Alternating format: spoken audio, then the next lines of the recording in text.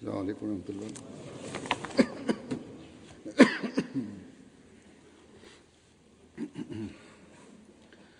أشهد أن لا إله إلا الله وحده لا شريك له وأشهد أن محمدا عبده ورسوله أما بعد فأعوذ بالله من الشيطان الرجيم بسم الله الرحمن الرحيم الحمد لله رب العالمين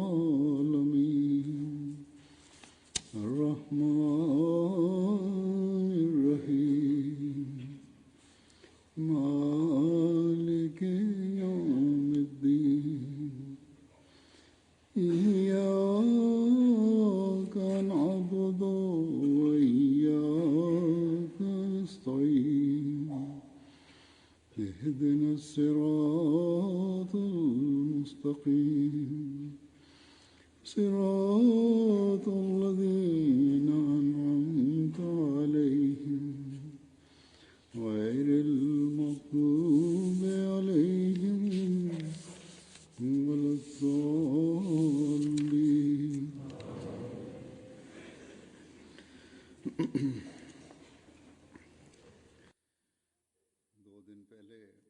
Бисмиллахир-рахманир-рахим. Хазур говорит, 2 дня назад было 23 марта. Этот день очень важен в истории Ахмадията. В этот день исполнилось пророчество святого пророка, мир и благословение Аллаха да пребывает с ним, данное ему Всевышним Аллахом, и началось возрождение ислама.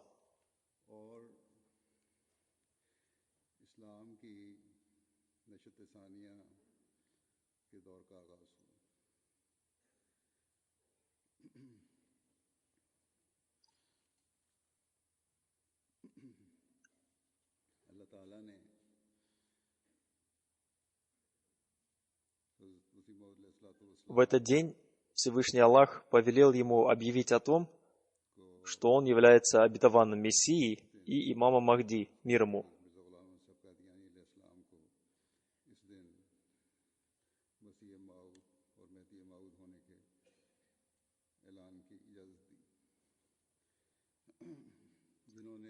На него была возложена миссия установить единобожие в мире посредством убедительных доводов, доказать превосходство ислама над всеми остальными религиями, а также наполнить сердца людей любовью к Аллаху и святому пророку.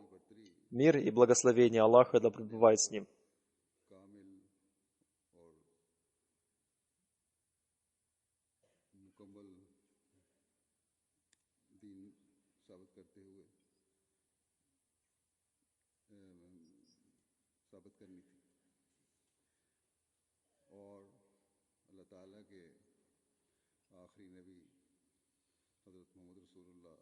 И мы являемся теми счастливыми людьми, которые присоединились к его общине.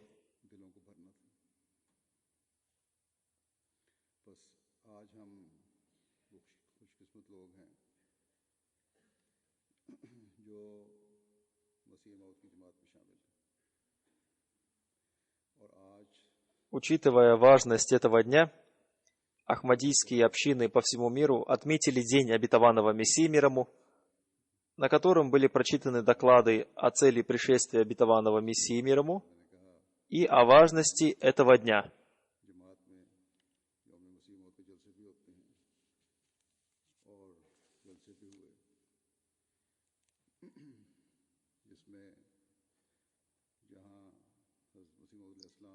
И все общины благодарили Всевышнего Аллаха за то, что Он даровал нам возможность, выполняя повеление святого пророка, мир и благословение Аллаха да пребывает с ним, принять имама Махди и обетованного Мессию мир ему.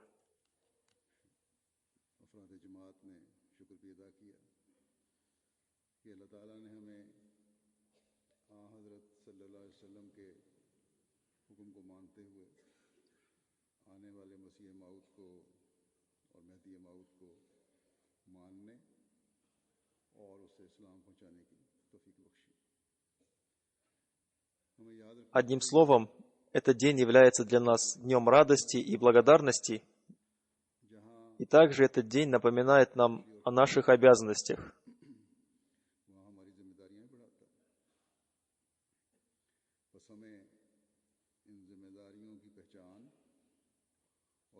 Какие обязанности на нас возложены? Нашей обязанностью является продолжение выполнения миссии, ради которой был ниспослан обетованный Мессия и Махди, мир ему.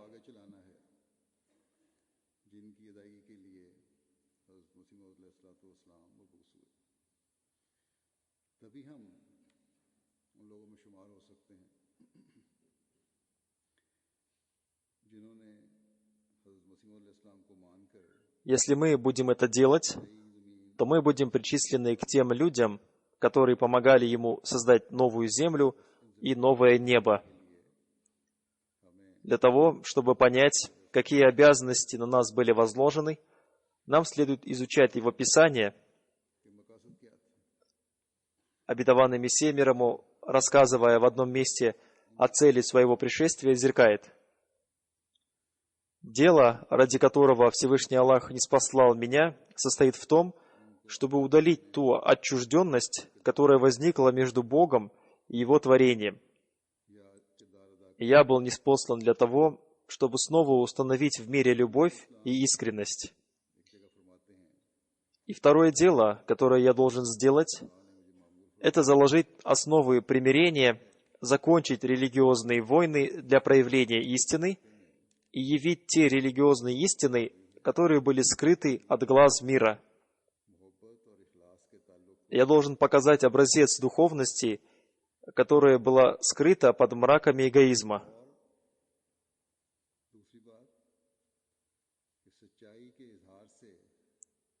И я должен явить этот образец посредством практических деяний, а не на словах. И самое большое мое дело состоит в том, что я должен посадить саженец вечного дерева, сияющего и искреннего единобожия, которое свободно от всякого ширка, предания Аллаху сотоварищей.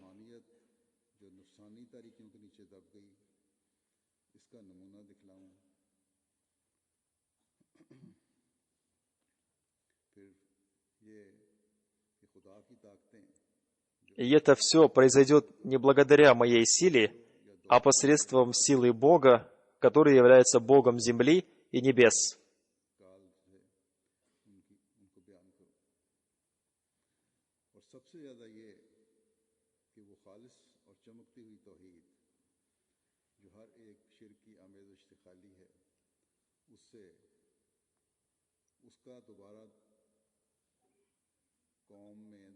Говоря кратко, в этой цитате рассказано о 7 наиболее важных и основных вещах, которые были необходимы для этого времени. И обетованный Мессия, мир ему, в этой цитате рассказал об этих вещах. И то, что он сказал, что Всевышний Аллах ниспослал его ради этого, означает, что его последователи должны лично усвоить все это, и посредством этого они должны показать миру красоту ислама.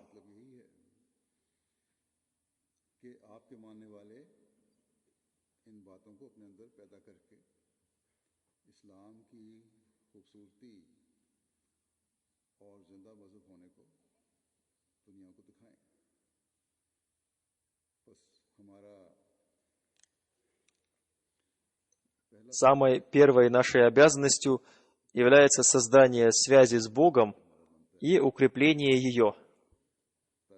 Мы должны увеличивать свою любовь к Аллаху, Его посланнику, мир и благословение Аллаха да пребывает с ним, и Его религии. Мы должны сообщить миру, что с пришествием обетованного Мессии, мир ему, религиозные войны закончились, и сейчас Всевышний Аллах ниспослал истинного слугу святого пророка, мир и благословение Аллаха да пребывает с ним, в одеянии пророков, для того, чтобы Он сделал эту умму единой уммой. И в соответствии с Его миссией мы должны показать миру красоту ислама.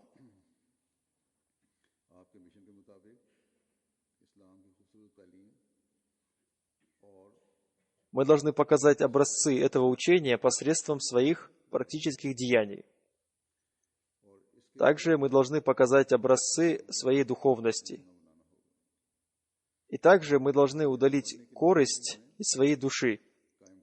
Мы должны показать миру, что Бог также слышит мольбы своих искренних слуг и посланников, как Он слышал и отвечал на их мольбы раньше. И Он успокаивает своих рабов.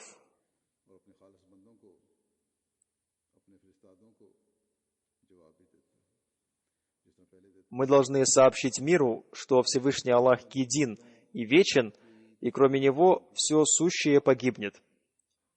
Если мы хотим обрести вечную жизнь, мы должны создать связь с вечным и единым Богом.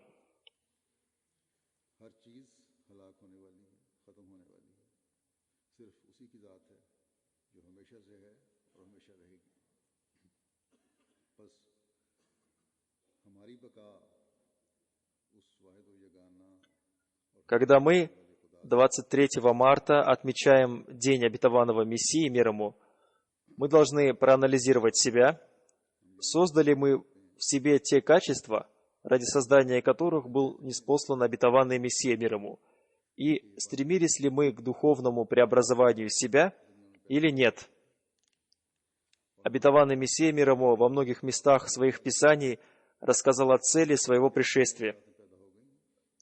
Сейчас я представлю вашему вниманию некоторые из этих цитат.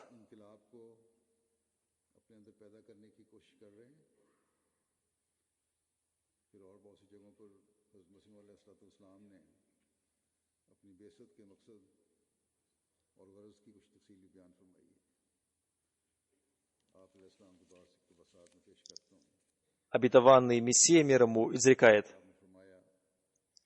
«Этот смиренный был ниспослан для того, чтобы донести до всех творений весть о том, что из всех существующих религий истинной религией и религией, соответствующей желанию Аллаха, является та религия, которую принес священный Коран. И дверью, ведущей в дом спасения, являются слова «Ла илляха илляллах, Мухаммаду Расулуллах». Далее он изрекает: «Внимательно слушайте мои слова. Какова цель моего пришествия? Цель моего пришествия – обновление ислама и поддержка ислама. Не думайте, что я принес какой-то новый шариат, или новое повеление, или новую книгу. Вовсе нет. Если какой-то человек так думает, то, по-моему, он сильно заблуждается и неверующий. Ниспослание шариата, закона Божьего, и набувват, законодательное пророчество, завершились на святом пророке, мир и благословение Аллаха да пребывает с ним.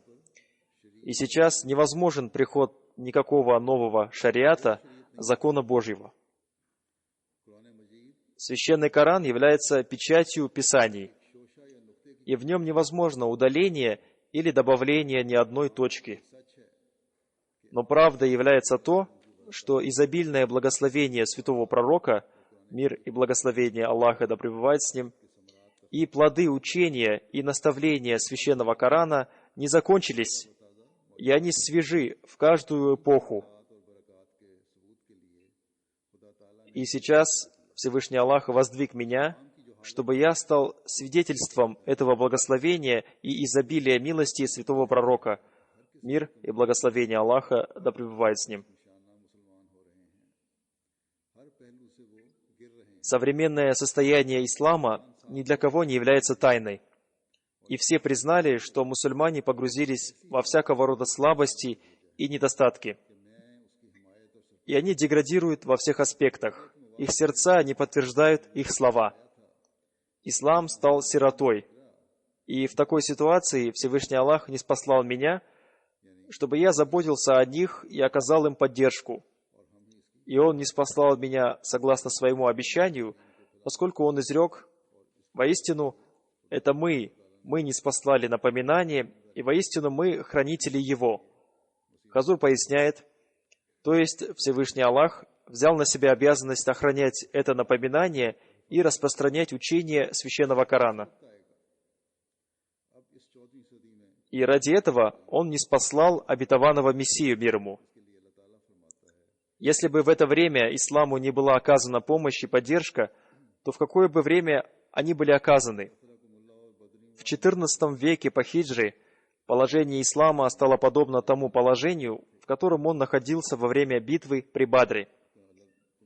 Относительно битвы при Бадре Аллах изрек: «И воистину Аллах уже помог вам при Бадре, когда вы были слабы».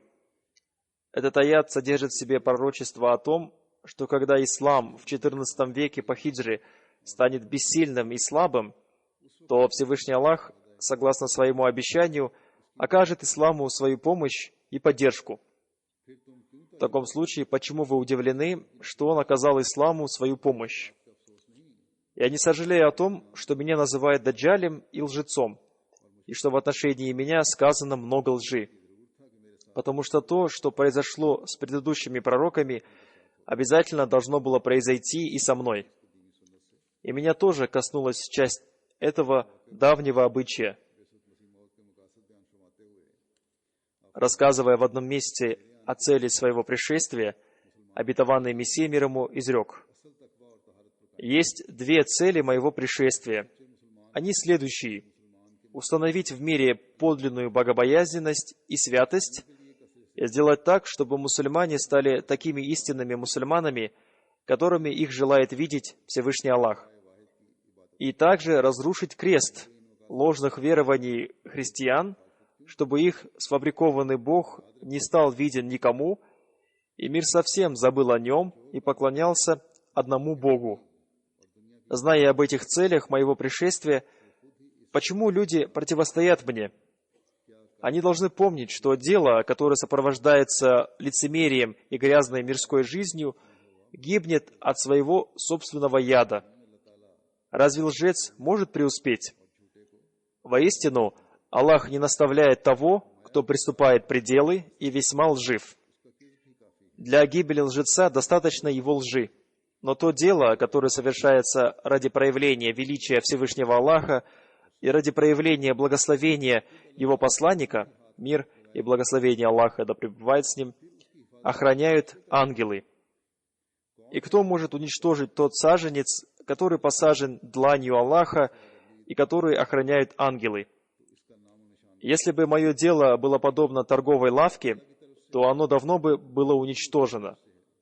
Но если оно от Бога, и оно, несомненно, от Него, то даже если весь мир будет противодействовать Ему, оно будет развиваться и процветать, и ангелы будут охранять его. Хазур сказал: «Иншаллах, даже если со мной не будет ни одного человека, и никто не будет помогать мне, я убежден, что это движение добьется успеха. Я не обращаю внимания на противодействие, я считаю его обязательным для развития движения. Никогда не было, чтобы какой-то посланник или халиф приходил в мир, и люди молча принимали его. Мир находится в удивительном состоянии. Если какой-то человек обладает праведной натурой, люди не оставляют его в покое и выдвигают против него возражения. Сейчас уже миновало 127 лет с начала этого движения, и мы видели и видим, как Всевышний Аллах оказывает ему свою помощь, и как это его движение развивается. Нашей обязанностью является, совершив в себе чистое преобразование, стать помощниками в достижении целей обетованного Мессии, мир ему. И мы должны получить пользу от его пришествия. В ином случае, как сказал обетованный Мессия, мир ему, он не нуждается в чьей-либо помощи. Всевышний Аллах сам окажет ему помощь посредством своих ангелов и сделает так, что это движение будет развиваться.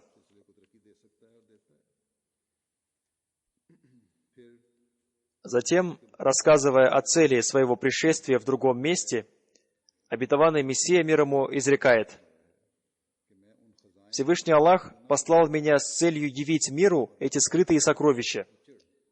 Мне было суждено очистить эти сияющие драгоценные камни от грязи. Ревность Всевышнего Аллаха является страстной. Она желает очистить честь священного Корана от обвинений каждого порочного обвинителя. Так что с нашей стороны будет невежеством воевать физически с теми противниками, которые атакуют нас посредством пера. Я говорю вам ясно, что если кто-то из вас в этой ситуации в качестве ответа изберет физическую войну, он опозорит имя ислама. Ислам никогда без всякой причины не поднимал меч. Как я уже говорил, в нашу эпоху ведение войны превратилось в искусство, и война перестала преследовать религиозную цель. Напротив, она стала преследовать только мирские цели. Словом, будет несправедливо поднимать меч против обвинителей, вместо того, чтобы ответить им. Со временем изменились и цели войны. Поэтому, во-первых, необходимо использовать свой ум и сердце, а также следует очищать свою душу. Необходимо просить помощи и победы у Всевышнего Аллаха с правдивостью и богобоязненностью. Это твердый и прочный закон Всевышнего Аллаха. Если мусульмане желают победить только посредством слов, то это невозможно. Всевышний Аллах не любит хвастовства. Он желает истинной богобоязненности и любит истинную чистоту. Как Он сам об этом изрекает, «Воистину Аллах с теми, которые богобоязненны, и с теми, которые благодетельны».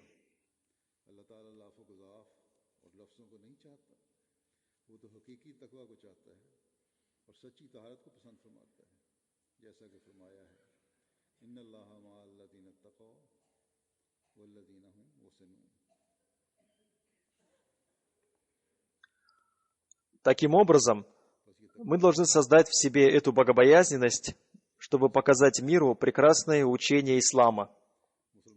И также мы должны сообщить мусульманам, что распространение ислама будет происходить посредством богобоязненности, и поэтому они должны развивать свою богобоязненность вместо того, чтобы развивать в себе жестокость. И то, что они совершают теракты якобы во имя ислама, этим они не поддерживают ислам, а напротив, позорят ислам. Недавно в Бельгии был совершен теракт. Были убиты десятки невинных людей и были ранены сотни людей. Такие действия никогда не приведут к снисканию довольства Аллаха. Обетованный Мессия мир ему ясно сказал, что в настоящую эпоху для религии война не дозволена, и то, что они совершают, вызывает гнев Аллаха. В эту эпоху никто не может говорить, что он не знал, что война во имя религии не дозволена. Пусть Аллах даст разум этим мусульманам, которые используют имя ислама, совершают жестокость, и в этом участвуют некоторые общины и государства. Пусть Аллах даст им возможность услышать призыв имама времени, и они прекратят свои жестокости. И они должны использовать то духовное оружие, которое Всевышний Аллах даровал имаму времени.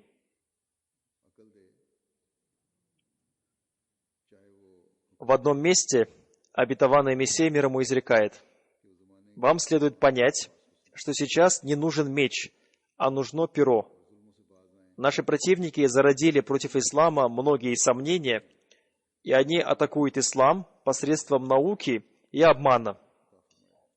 Эта ситуация обратила мое внимание на то, чтобы и я, вооружившись пером, вступил на это поле битвы развития науки и знаний с целью явить миру чудеса духовной храбрости и скрытого могущества ислама. Я не заслуживал этого поля битвы. Это была всего лишь милость Всевышнего Аллаха, дабы посредством смиренного человека, подобного мне, проявить честь его религии. В одно время, собрав все обвинения противников ислама, я насчитал до 3000 обвинений. Сейчас их, наверное, еще больше. Никто не должен думать, что ислам является слабой религией, и в ней можно отыскать 3000 недостатков. Нет и еще раз нет. Такого не может быть никогда. Эти обвинения исходят от невежественных и недальновидных людей. Поистине, когда я размышлял над этими обвинениями, я пришел к выводу, что в этих обвинениях в действительности содержится уникальная истина ислама. Эти обвинители не смогли разглядеть эту истину по причине отсутствия духовного зрения. Поистине, это мудрость Всевышнего Аллаха. Духовные сокровища познаний и истины скрыты там, где у духовно слепого человека возникают сомнения.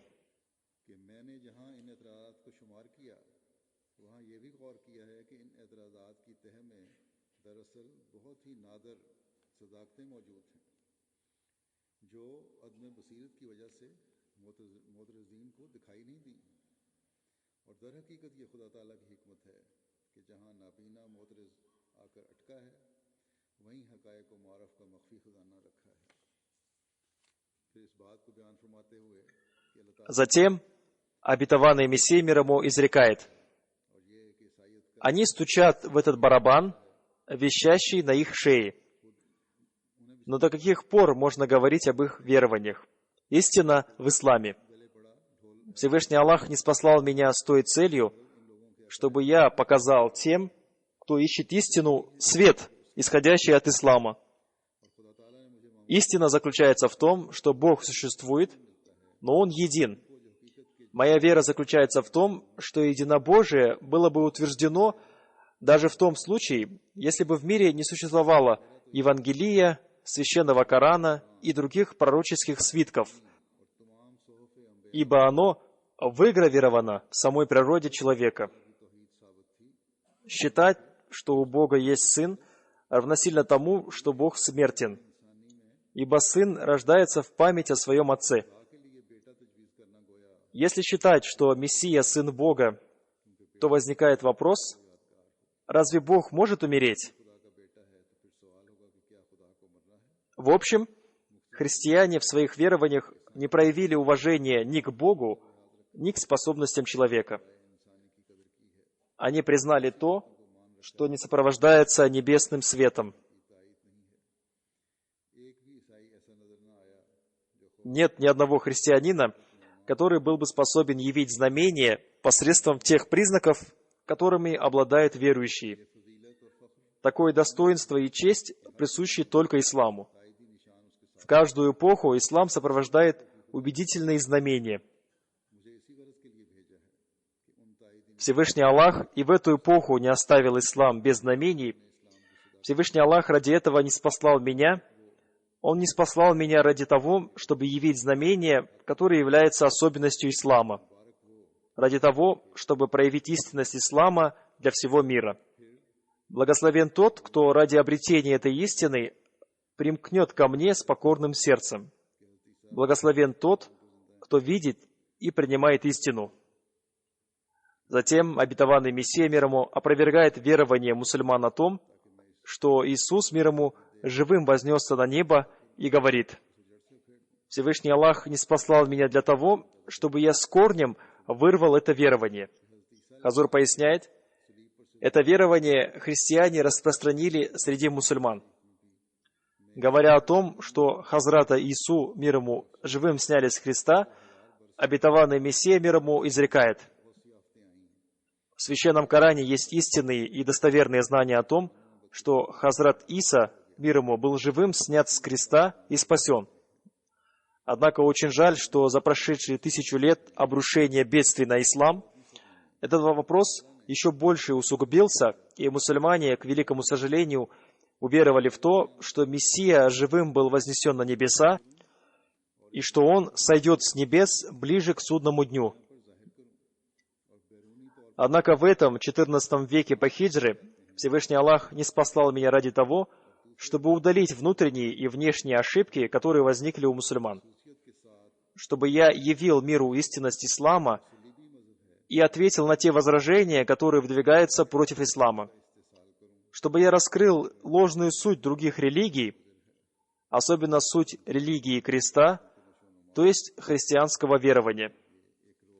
Чтобы я разрушил это ложное верование в смерть Иисуса, мир ему, на кресте, которое очень опасно и является препятствием для духовного развития и роста человека. В одном месте обетованный Мессия мир ему рассказал о потребности в приходе Мессии мир ему. Он задал вопрос, для чего нужно было пришествие Мессии? Если даже не смотреть на другие причины, то достаточно только того, что сказано, это движение имеет сходство с движением Моисея, мир ему.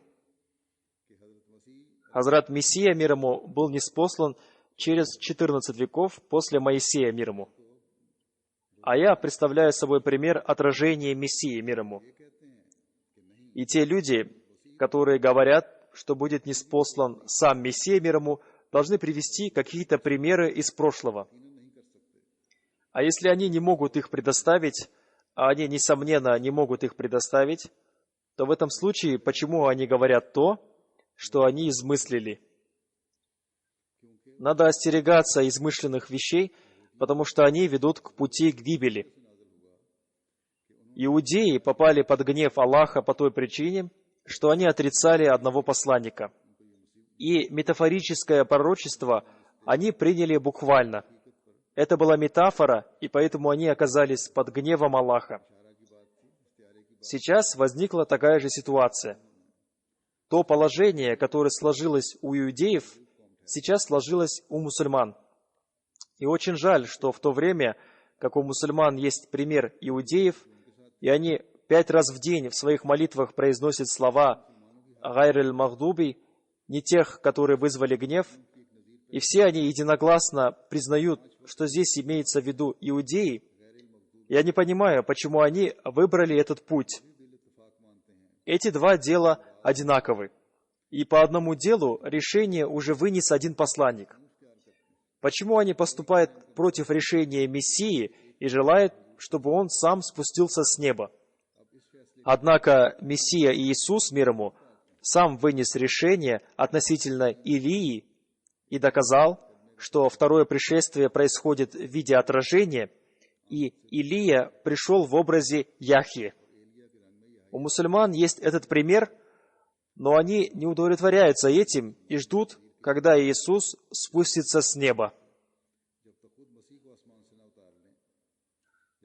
Но я говорю, что если вы все вместе и ваши помощники будут возносить мольбы о его ниснисхождении, вам станет ясно, снизойдет он или нет. Я с полной убежденностью говорю, что если вы всю жизнь будете совершать простирание ниц, и ваши носы сотрутся, то в этом случае тоже никто не спустится с неба, потому что тот, кто должен был прийти, уже пришел. Дай Аллах, чтобы вы поняли эту мудрость и не оказывали противодействия посланнику Аллаха, и присоединились бы к нему и передали истинное учение ислама людям, и стремились бы к справедливости и миру во всем мире. Мусульмане должны показать немусульманам истинный образ ислама, и мусульмане должны служить исламу. В одном месте обетованный Мессия мир ему рассказал о 4 знамениях своей истинности. Первое – мое особое знание арабского языка. Это знание было даровано мне после того, как Маулви Мухаммад Хусейн Баталви написал о том, что ваш покорный слуга не способен составить даже одно предложение на арабском языке. Но мы никогда не претендовали на то, что мы способны составлять предложения на арабском языке. Люди, которые занимались правописанием и арабской литературой, прекрасно знают, как это трудно. Они могут представить красоту и трудность этого. Господин Маулви, речь идет о господине Маулви Абдуль-Кариме, еще в начале увидел, каким чудесным образом Всевышний Аллах оказывал мне свою помощь. Большая трудность возникает тогда, когда невозможно найти литературное выражение того или иного слова. Именно в такой момент Всевышний Аллах ниспосылает нужное слово. Создавать новый или искусственный язык легко, И, напротив, литературный язык создавать очень трудно. Одним словом, мы опубликовали эти книги на арабском языке с обещанием дать вознаграждение тому, кто напишет книгу, превосходящую их по уровню арабского языка. Мы объявили, что они могут воспользоваться помощью тех, кого пожелают, и что они могут пригласить для этого даже носителей языка. Всевышний Аллах убедил меня в том, что они при любом раскладе не добьются успеха в этом, потому что это знамение было даровано мне в виде чудес, отраженных священным Кораном. Второе знамение – принятие мольбы. Во время написания книг на арабском языке я убедился на личном опыте, как обильно принимались мои мольбы. Я молился над каждым словом. Я могу сказать, что мои мольбы принимались так обильно, как ни у одного другого человека, кроме святого пророка. Мир и благословение Аллаха да пребывает с ним. Ибо то, что я обрел только благодаря тому, что подчинялся Ему. Я не могу сказать, сколько моих молитв было принято. 10 тысяч или 200 тысяч. Некоторые знамения принятия мольбы увидела большая часть мира.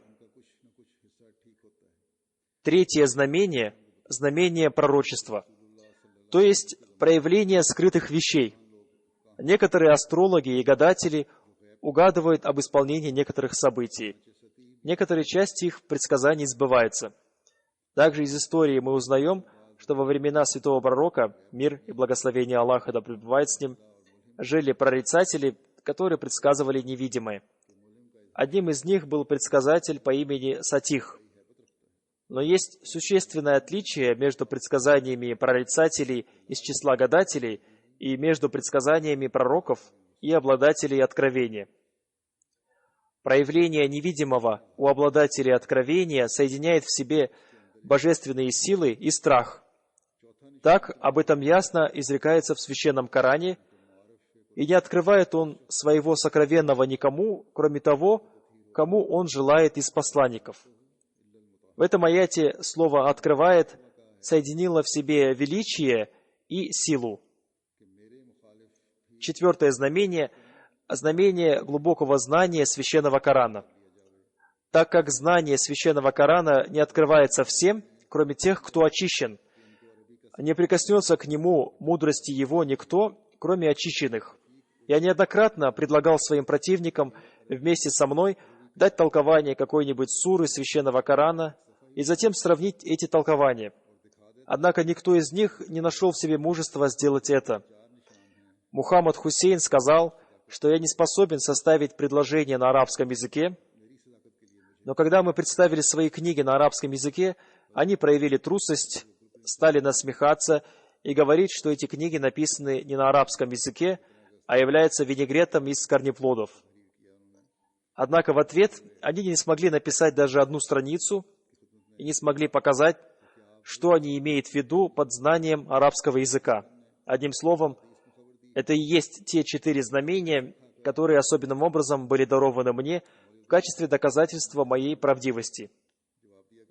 Молви Абдуль-Карим Сиалкоти 17 августа 1899 года написал: несколько дней назад один человек из Брели написал его святейшеству, мир ему, письмо. Он писал: «Напишите мне и поклянитесь Богом, что вы являетесь тем самым обетованным Мессией, о котором в хадисах предсказывал святой пророк, мир и благословение Аллаха да пребывает с ним». В ответ, посчитав, что этого будет достаточно, я написал 2-3 предложения на эту тему из книги обетованного Мессии, мир ему, Тирьякуль Кулуб. Однако этот человек не был удовлетворен этим.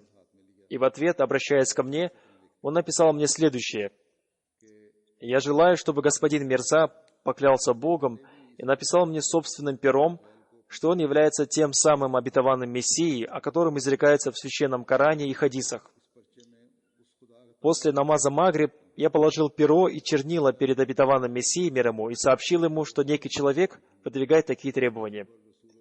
Его святейшество, мир ему, сразу же взял перо в свою руку и написал несколько строчек. Он написал: «И до этого в своих книгах я, поклявшись Богом, объявлял людям об этом, и сейчас я пишу на этом листке бумаги, что, поклоняясь тому Богу, в длани которого находится моя душа, что я являюсь тем самым обетованным Мессией, о котором в своих достоверных хадисах предсказывал святой пророк, мир и благословение Аллаха да пребывает с ним. Об этом изрекается в хадисах, Сахих Бухари, Сахих Муслим и в других достоверных хадисах. Всевышний Аллах достаточен как свидетель. Автор этого письма Мирза Гулам Ахмад, да простит и поможет ему Всевышний Аллах, 17 августа 1899 года.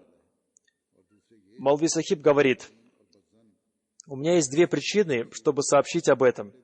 Во-первых, чтобы увеличить веру членов общины, чтобы они обрели то наслаждение, которое обрели счастливцы, находившиеся на тот момент здесь. Они искренне признались в том, что обрели новую веру. Во-вторых, те, кто отрицает и подозревает его в плохих деяниях, должны с холодным рассудком поразмышлять о том, что лжец и обманщик не имеет такой смелости, чтобы поклясться перед людьми Всевышним Аллахом, обладателем величия. Аллах велик, Аллах велик, Аллах велик». Обетованный Мессия, мир ему, наставляя общину, изрекает: «Я не желаю, чтобы вы заучивали некоторые слова при принесении обета верности, подобно попугаям. От этого не будет никакой пользы. Сейчас для вас необходимо изучение знаний об очищении души. Именно в этом вы сейчас нуждаетесь. Моей главной целью не являются ваши споры и дискуссии на тему жизни и смерти Иисуса, мир ему. Все эти вещи незначительны. Это еще не все. Это было всего лишь одной ошибкой, которую мы исправили. Однако наша главная цель очень далека от этого. Она состоит в том, что вам следует создать в себе преобразование. Вы должны стать совершенно новым человеком. Поэтому для каждого человека важно понять эту мудрость. Он должен совершить такое духовное преобразование, которое заставит его сказать, что он совершил это преобразование. Это невозможно сделать до тех пор, пока он не будет находиться в нашем обществе. И только находясь в нашем обществе, он может обрести пользу и осознать то, что он стал другим. Если достигается высокая степень чистоты, несмотря на то, что имеются страсти души и разумное состояние, то это другое дело. В ином случае ничего невозможно обрести. В другом месте он изрекает: «Если вы верующие, вы должны благодарить Всевышнего Аллаха и должны совершать земные поклоны за то, что вы застали ту эпоху, ожидая которую ваши предки умерли, и многие души, страстно ожидая эту эпоху, умерли и покинули этот мир. Но вы застали эту эпоху, и от вас зависит, получите ли вы от нее пользу или нет. Я не могу удержаться от того, чтобы не сказать, что я являюсь тем, кто был ниспослан для исправления Божьего творения. И я был ниспослан для того, чтобы заново возродить религию в сердцах. Я был ниспослан подобно тому человеку, который был ниспослан после Калимула Моисея и Божьего человека, душа которого была вознесена на небо после долгих мучений в эпоху Ирода. Одним словом, когда был ниспослан второй Калимула, святой пророк, мир и благословение Аллаха да пребывает с ним, который на самом деле является самым лучшим из людей и вождем пророков, ниспосланный для уничтожения фараонов, и в отношении которого было сказано: «Воистину, послали мы к вам посланника, свидетелем над вами, как послали мы посланника к фараону. Ему было дано обещание Аллаха, что ему будет дарован один человек, который будет похож на отражение Калимулы Моисея, то есть Иисуса, мир ему. Но его статус будет более почетным, чем его статус, то есть статус Иисуса, мир ему». Хазур поясняет, то есть ему даровано обещание, что ему будет дарован человек, который будет похож на Моисея, мир ему, и время его пришествия будет таким же, каким было время Мессии, мир ему, после Моисея. И он будет обладать свойствами и натурой Мессии, сына Марии, который снизошел через 14 веков после Моисея, мир ему. И здесь речь идет о духовном нисхождении. Это подобно тому, как совершенные люди сначала духовно возносятся, и потом они снисходят для исправления Божьих творений. Эти все вещи произошли в эпоху того человека, который был похож на Мессию, сына Марии, чтобы это стало знамением для разумных людей. Одним словом, каждый человек не должен спешить отрицать его, чтобы не стать тем, кто борется против Бога.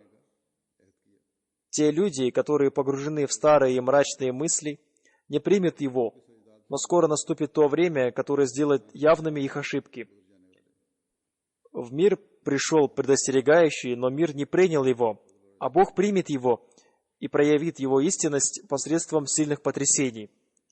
Мы являемся теми счастливыми людьми, которые приняли обетованного Мессию мир ему, и мы дали обещание произвести в себе чистые преобразования согласно учению Священного Корана. И мы соединились с теми людьми, которые совершают земные поклоны, выражая благодарность Всевышнему Аллаху, и мы не стали теми, кто отворачивается от Него. Милостью Всевышнего Аллаха к нам является то, что Он даровал нам рождение в эту эпоху, который был ниспослан обетованный Мессией мир ему. И когда ушла эпоха мрака, в которой были погружены люди, и началось второе рождение ислама. И эту эпоху ждали многие благочестивые люди, но они умерли, ожидая эту эпоху. Обетованный Мессия мир ему соединил нас с тем Богом, который сегодня также слышит и разговаривает, как Он раньше слышал и разговаривал. Поэтому нам надо благодарить Всевышнего Аллаха за это. Так, я хочу вам сказать о том, что у некоторых людей появилась привычка поздравлять друг друга с 23 марта, то есть днем обетованного Мессии мир ему. Они это делают по WhatsApp. Если они это делают с намерением поблагодарить Всевышнего Аллаха за то, что они уверовали в имама Махди мир ему и присоединились к тем мусульманам, которые получили наставление и которые помогают религии и распространяют ее красоту в мире, то в этом нет ничего плохого, и это является правом поздравляющих. И в этом нет никакого нововведения.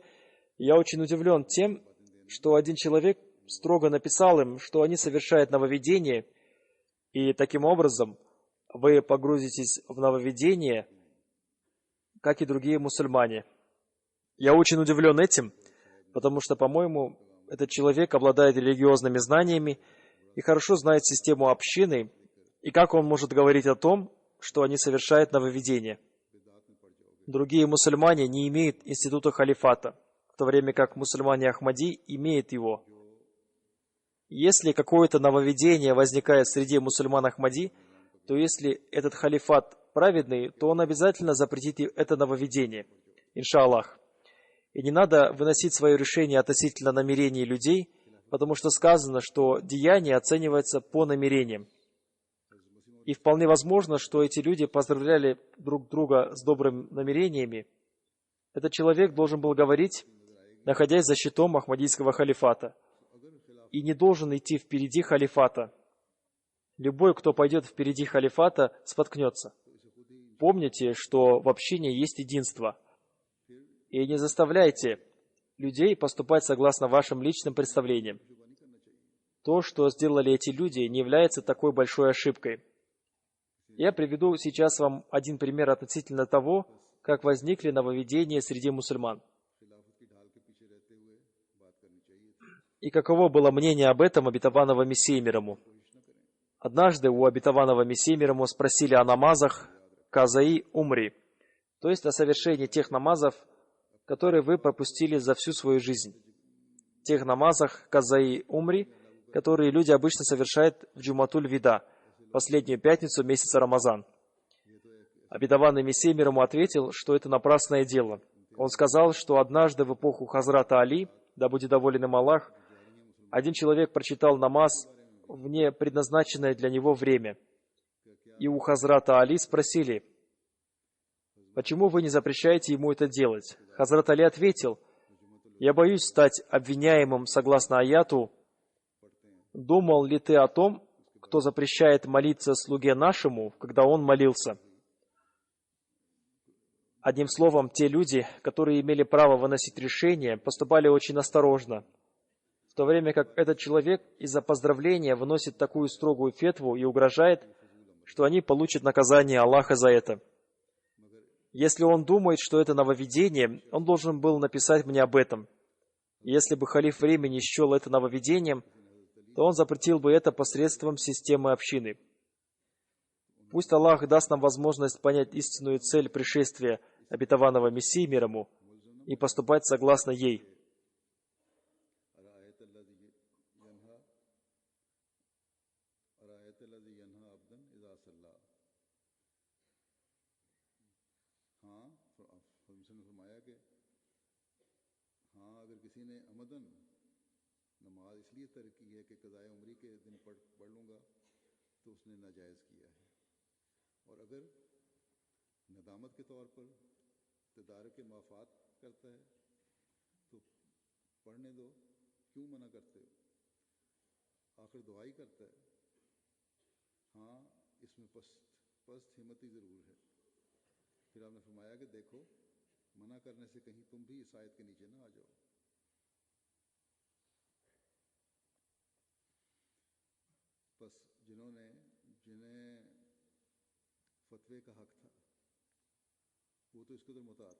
После джума намаза я проведу заупокойную молитву по нескольким умершим.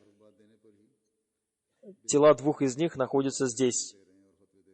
Имя первой из них – уважаемая Махмуда Саади Сахиба, жена уважаемого Муслихуддина Саади.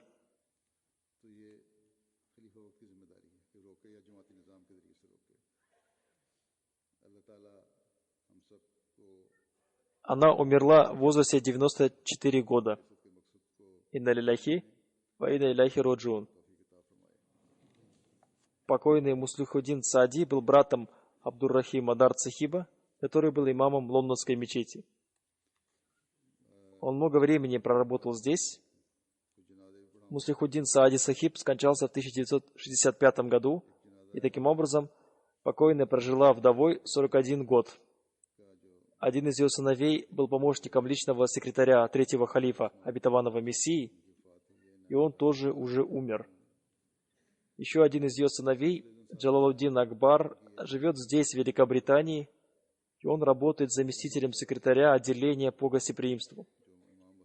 Покойная очень сильно любила Ахмадийский халифат, любила проповедовать, читать священный Коран и учить ему других. Она была много возносящей мольбы, терпеливая и благодарная Богу. Она была больна с 6 лет, и она прожила свою жизнь с терпением и благодарностью.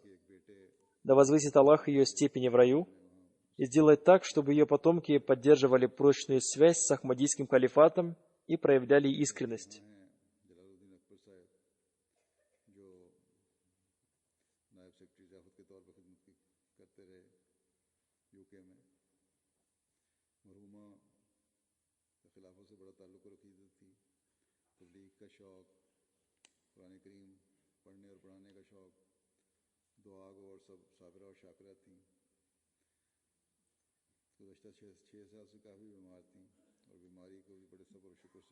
Имя второго покойного Нуруддин Чарак из Кадияна, сын Чаракдина Сахиба.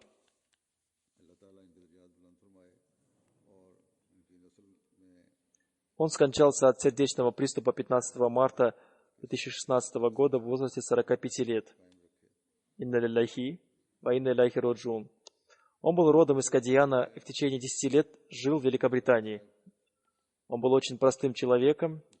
Его сестра написала: в детстве он жил в бедности, и когда у него появилось богатство, в нем не возникло никакой корысти. И он помогал многим людям. Мы нашли один его дневник, в котором записаны имена 47 людей, которым он постоянно помогал. Один мусульманин Ахмади очень сильно похвалил его и сказал, что он был очень правдивым и подобным ангелу. Он регулярно совершал пятикратную молитву, очень сильно любил Ахмадийский халифат и проявлял почтение к уважаемым людям общины. Его мама и другие члены семьи живут в Кадияне. Пусть Аллах увеличит его степени в раю, дарует терпение его семье и особенно его матери.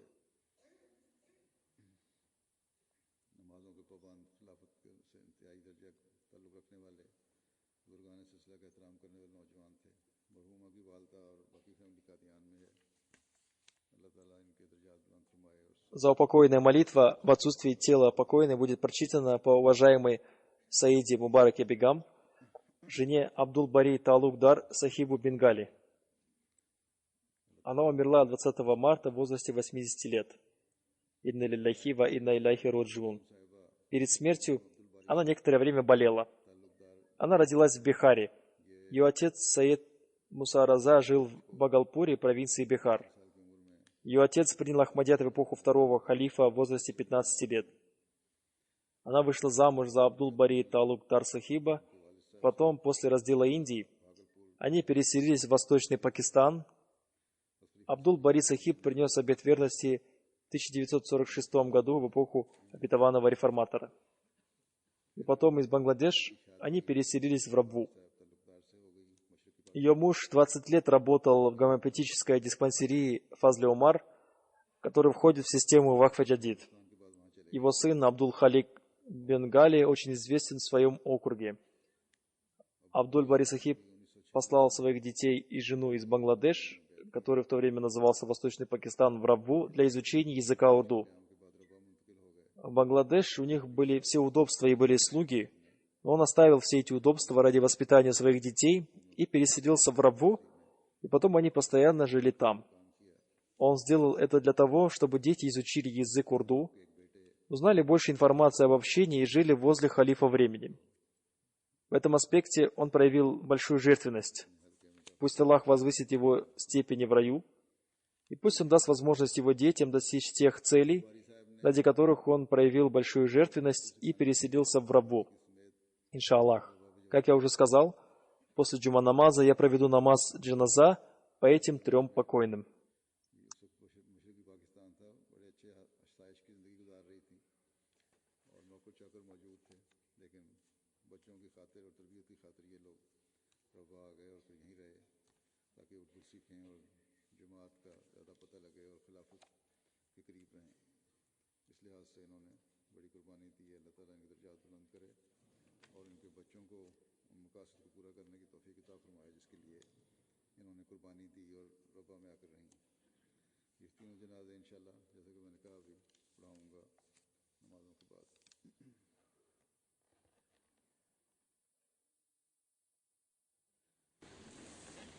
Alhamdulillah, alhamdulillah, nahmaduhu wa nasta'inuhu wa nastaghfiruh.